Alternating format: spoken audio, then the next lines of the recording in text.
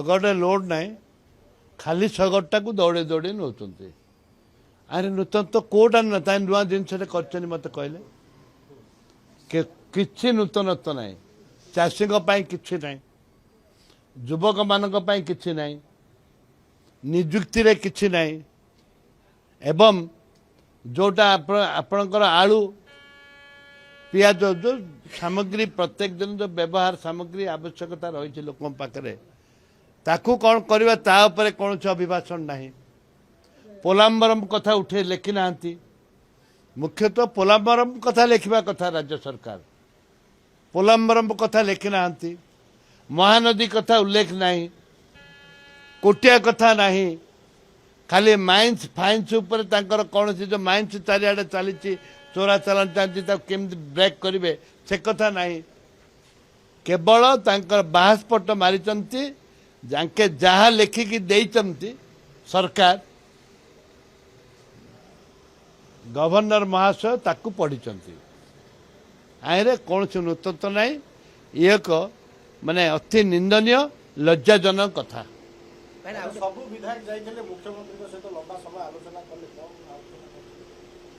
ନାଇଁ ସବୁ ବିଧାୟକ ଆମ ଦଳର ଯାଇଥିଲୁ ଯେ ଇଏ ଆମର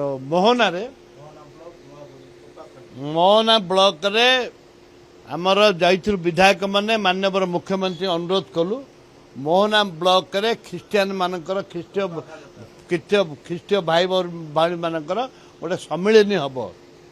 ଜିଲ୍ଲାପାଳ ପରମିଶନ ଦେଉନାହାନ୍ତି।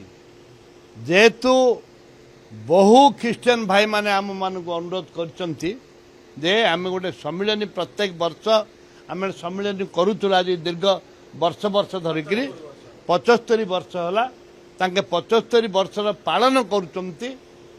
75 ବର୍ଷ ପାଳନ କରିବେ। ଚାରିଆଡ଼ୁ ତାଙ୍କର ଖ୍ରୀଷ୍ଟିଆନ ଗୁରୁମାନେ ଆସିବେ ଏବଂ ତାଙ୍କର ଖ୍ରୀଷ୍ଟିଆନ ଭାଇ ଭଉଣୀ ମା ଭଉଣୀମାନେ ଆସିବେ।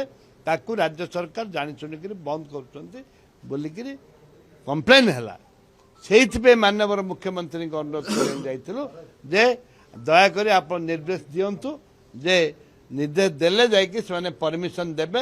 ମୁଖ୍ୟମନ୍ତ୍ରୀ କହିଲେ ମୁଁ ବିଚାର କରୁଛି, ଦେଖୁଛି, ଆସୁଛି, ବସୁଛି, ଉଠୁଛି, କିନ୍ତୁ ସ୍ପଷ୍ଟ କିଛି କହିନାହାନ୍ତି। ଆଉ ଗୋଟେ ପ୍ରସଙ୍ଗ ଯେ ନବୀନ ଆଜି ସନାତନ ମହାଗଣକୁ ମୋହନ ମାଝୀ ନବୀନ ଆଜି ସନାତନ ମହାଗଣକୁ ତାଗିଦ କଲେ ଯେ କହିଲେ ତମେ କାଲି ବିଜେଡି ବିଧାୟକ ଦଳ ବୈଠକ ବସିଥିଲା ଆପଣ କାହିଁ ଆସିନଥିଲେ।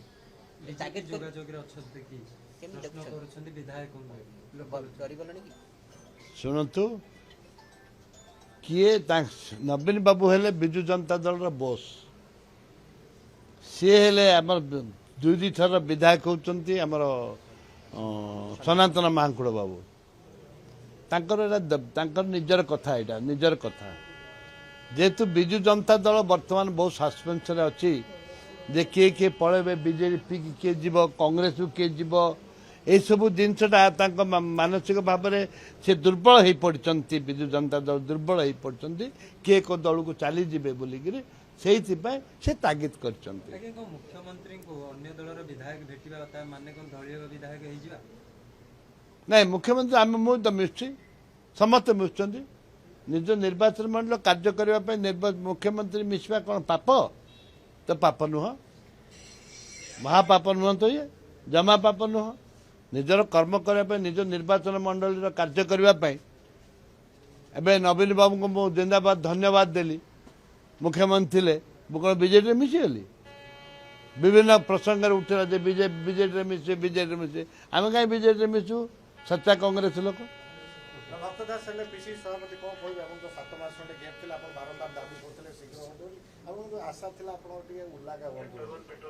ଶୁଣନ୍ତୁ କିଏ ହବ କିଏ ନ ହବ ମୁଁ କେବେ କହିନି ଯେ ଆଶା थे ଉଲୁକା ହେଲେ ବି ଠିକ୍, ଜୟଦେବ ଜେନା ହେଲେ ବି ଠିକ୍, ଯିଏ ବି ହେଲେ ବି ଠିକ୍।